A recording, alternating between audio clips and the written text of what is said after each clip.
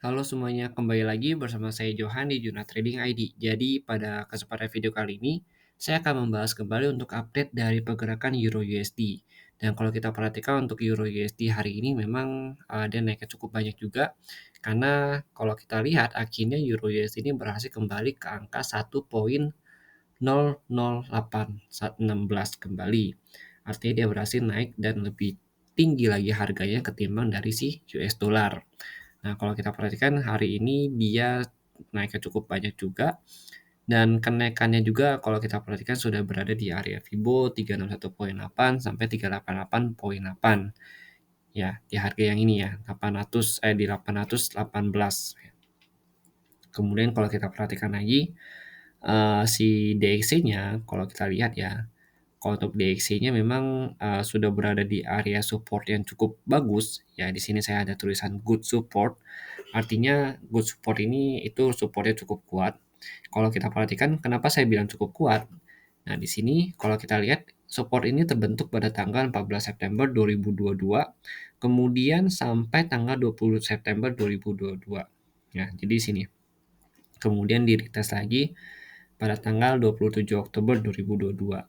Nah, ini tuh kalau kita perhatikan memang area support yang cukup kuat. Jadi, bisa dibilang ini nggak akan langsung bisa di breakout sama DXY. Jikapun memang di breakout langsung sama si DXY itu sendiri, dia butuh yang namanya momentum untuk bisa turun benar-benar breakout dari support ini, gitu. Momentum misalkan seperti sentimen market atau seperti dari hasil news yang diberitakan gitu.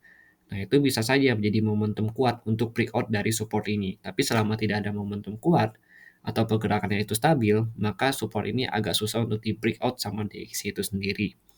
Tapi bukan berarti nggak bisa di breakout ya, tetap bisa di breakout, cuma agak lama aja gitu untuk nge-breakout-nya dia. Beda ya kalau misalkan ada momentum itu dia kalau mau breakout dia akan lebih cepat gitu. Nah, di sini kalau kita perhatikan, kalau dia mau retest lagi naik ke atas, belum bisa breakout dari good support ini.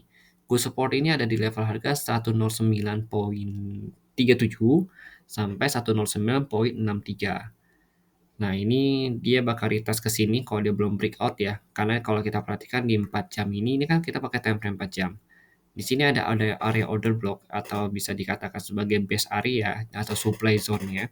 Itu di harga 110,85 sampai 111,13. Jadi kurang lebih nanti dia akan retest ke sini dulu. Nah, dari sini kita perlu perhatikan harganya itu lanjut naik atau enggak. Soalnya ini adalah high dia yang sebelumnya.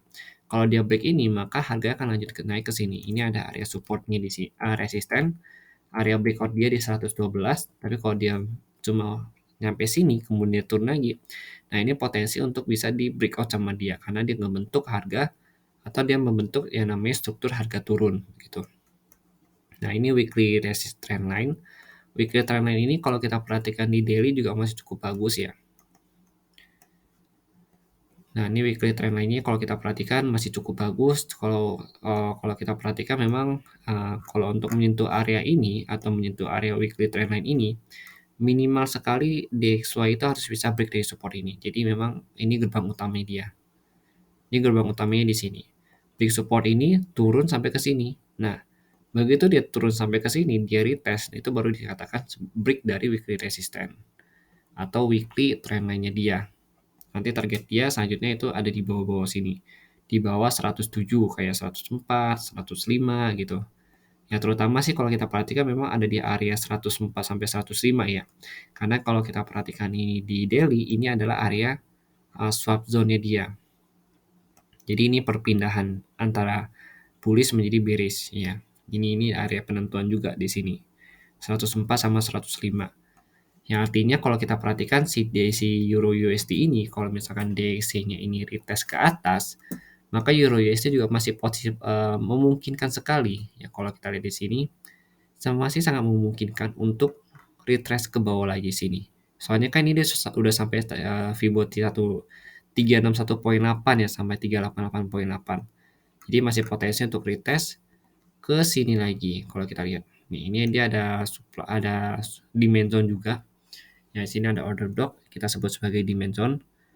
Nah, ini tuh dia masih potensi untuk ke sini 99.403 sampai 99.693. Jadi bisa dibilang pergerakannya itu sama seperti si DXY ini ya.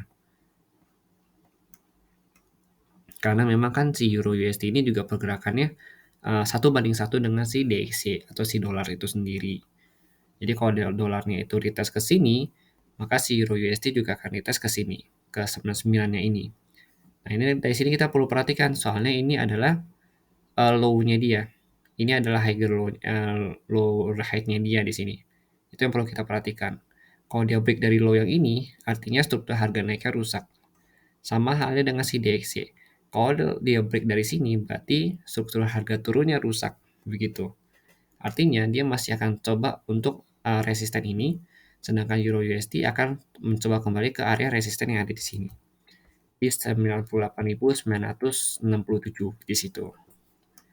Oke, jadi itu adalah beberapa support yang harus kalian perhatikan dan juga resisten yang harus kalian perhatikan di Euro USD.